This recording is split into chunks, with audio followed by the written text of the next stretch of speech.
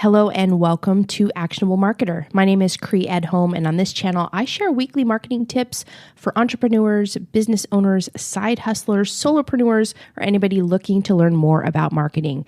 And look, I just got back from a week off. I closed my business for an entire week, and I went on a cruise actually where nobody could find me or get a hold of me or contact me in any way.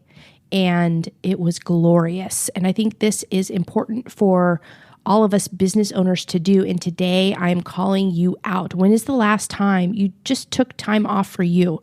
And I don't mean a weekend at home. I mean unplugged and away where you can rest and relax and get that energy that you need to be your best. And look, I understand as a business owner, it's not as easy as just marking time off on your calendar and saying, I'm going to be gone, because you have your phone with you have your computer with you. And I understand it's tough to stop thinking about and working in your business. But I have some tips today to share with you that might help out. There are things that I have found that help me in being able to take time off.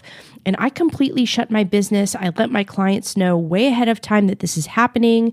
And that way everyone's prepared and everybody respects that I want that time off and I need that time off to be my best. And I'm sure that you are probably feeling the same way. So that's what we're going to cover in today's Actionable Marketer tip. And let's just hop into number one. So first of all, even if you're a solopreneur or just starting out, have your stuff organized. That means you have workflows or SOPs, which is a term that's known for larger size organizations. But I say that no matter what size you are, establish your workflows, document them. Doesn't have to be, anything extreme, but just have your stuff organized in one place. I use Google Drive where I have all my client information and files, images, video files, anything I need all in one place so that no matter where I am, I can access that info. And I can also share it with other people if I am bringing people in to help me out with things.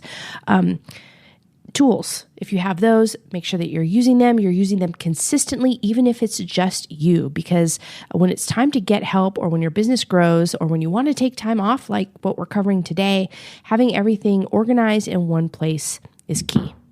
Number two, I can't emphasize this one enough, hire people. Even if you are just you and you're just starting out and you don't have a huge budget, now you don't have to have full-time employees. Having payroll and all of that type of a thing is pretty daunting. So as you grow your business, start establishing relationships with subcontractors that can help you. So they're learning your business as you grow. They know exactly what's going on. Hey, they can help you document everything I covered in tip number one, but hire soon, hire early, find that budget. This is an investment in yourself. Not only is it going to help you while you're in the office, but it's going to help when you need to take time off and go away. And for those of you who have employees or have subcontractors, delegate most things. You as the business owner should be the thinker, the one that's working on sales and growing your business and all of those high-level items. Delegate everything you have to your team. This means when you're in the office, when it comes time to leaving, then you can delegate things to your team. You know it's going to get done. You already have that trusted relationship, and you can step away worry-free. Tip number three is give yourself a buffer. If you know you're going to be out of town, so I was out of town for 10 days in July. I closed my business for 5 business days. But what that meant is 2-3 months ago, I sent a note out to my clients letting them know that I was going to be out and the dates that I was going to be gone and absolutely 100% unavailable. So that meant that I could work ahead. I could work 2 to 3 weeks ahead because the week before you go on vacation is hectic. So if you have everything done that week before you leave, then you will feel good about leaving. That week that you're gone, you want to have all of that work done or delegated to your team.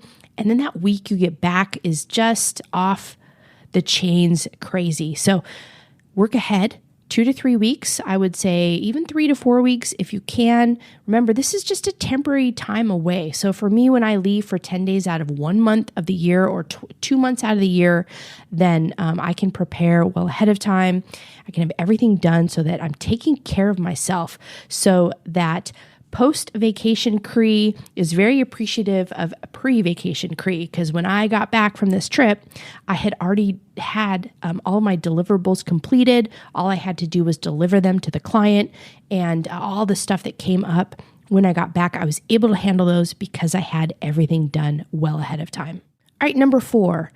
This is another one that you should be implementing and considering anytime, right? But this definitely helps when you want to get away. So what you should do is sit down and define exactly what an emergency is for your business. It's not an upset client that needs something right away because, they have a quick timeline. There are things that are other people's emergencies. What is your emergency? So an example of this for me is I build and maintain websites for clients.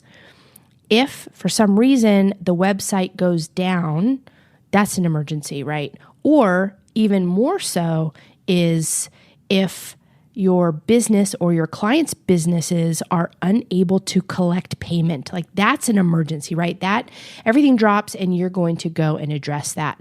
And beyond that, that's pretty much it. I mean, other emergencies are personal emergencies, right? Like family emergencies and things like that you cannot plan for.